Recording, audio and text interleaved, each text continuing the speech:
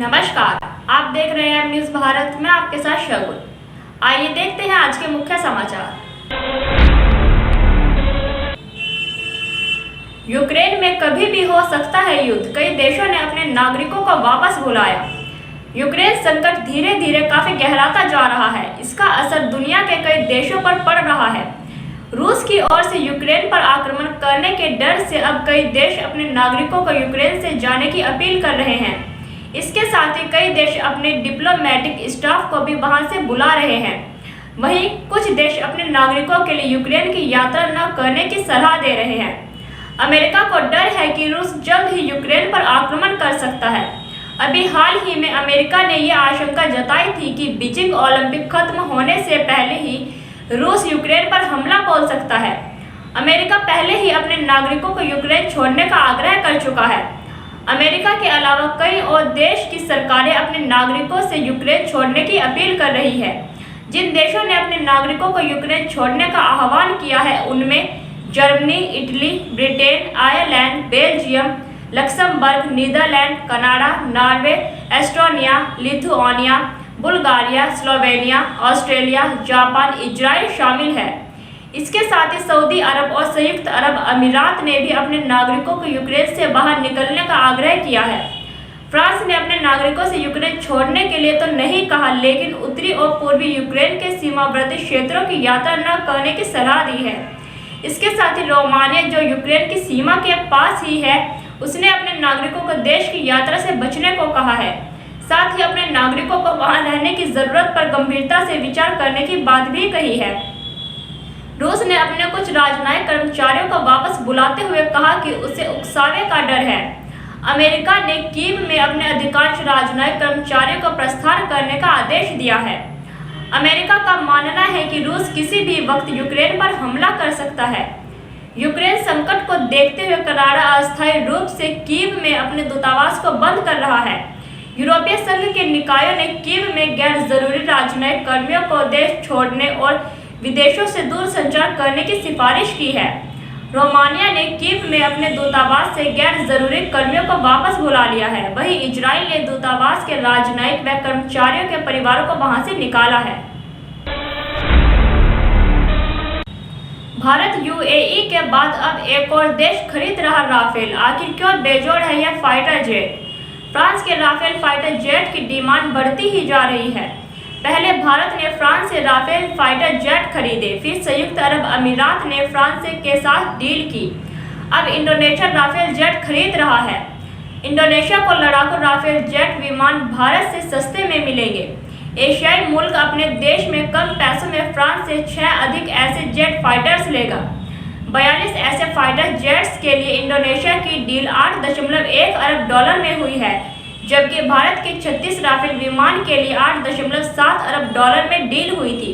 साल 2016 जनवरी में प्रधानमंत्री नरेंद्र मोदी और फ्रांसीसी राष्ट्रपति फ्रांसवा ओलांद ने दसॉल्ट के बनाए इन लड़ाकू जेट की खरीद पर एक समझौता ज्ञापन पर साइन किए थे। वैसे कुछ महीने पहले पेरिस यात्रा के दौरान भारतीय पीएम ने ऐलान किया था कि उनकी सरकार फौरी तैनाती के लिए 36 जेट खरीदेगी। डील के मुताबिक सितंबर 2018 की शुरुआत तक इन्हें डिलीवरी किया जाना था, जिनकी लागत 7.8 बिलियन यूरो थी। भारत को इसके अलावा स्पेयर पार्ट्स और यूरोपीय कंपनी MBDA की बनाई उल्का मिसाइल भी मिलने की बात थी। उइगर मुस्लिमों को कैंप में कैद कर मजदूरी करवा रहा चीन। चीन लगातार अपने उत्तर पश्चिमी प्रांत शिनजियांग में उइगर मुस्लिमों पर अत्याचार करना जारी रखे हुए है।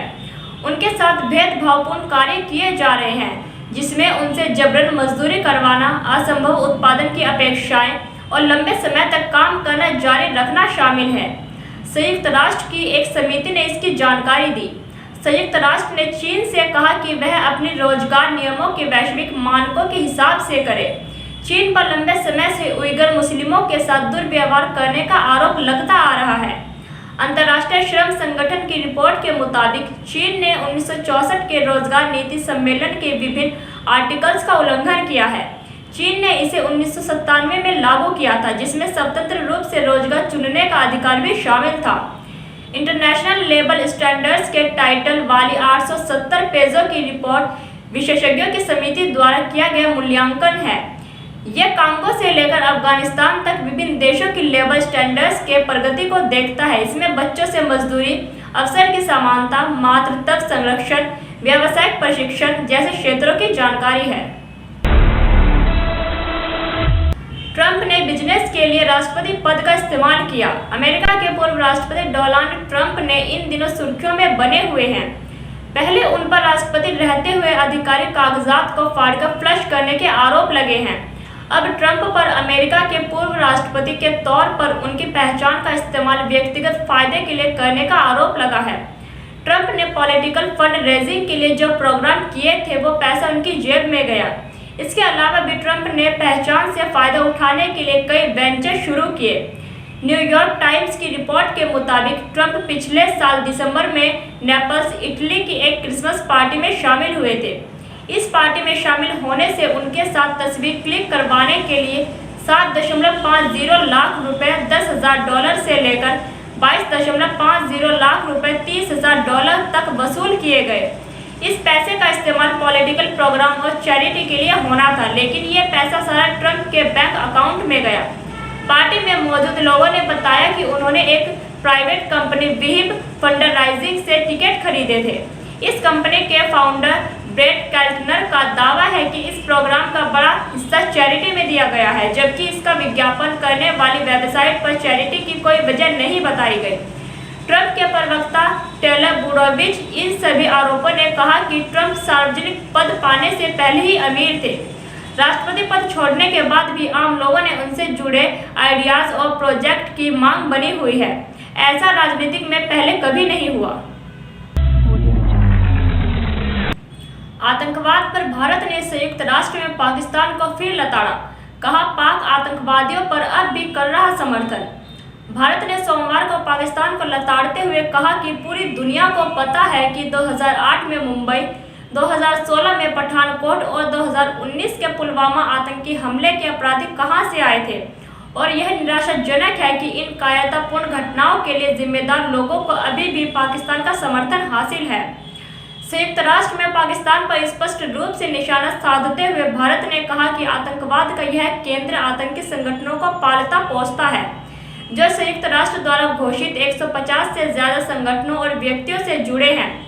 संयुक्त राष्ट्र में भारत के स्थायी मिशन के काउंसलर राजेश परिहार ने काउंटर टेररिज्म कमेटी (CTC) आतंकवाद निरोधी समिति में अपने वक्तव्य की शुरुआत 3 साल पुरानी 14 फरवरी 2019 की घटना को याद करते हुए की, जब पुलवामा में जैश-ए-मोहम्मद द्वारा आतंकवादी हमले में भारतीय सुरक्षा बलों के 40 बहादुर जवान शहीद हो गए थे।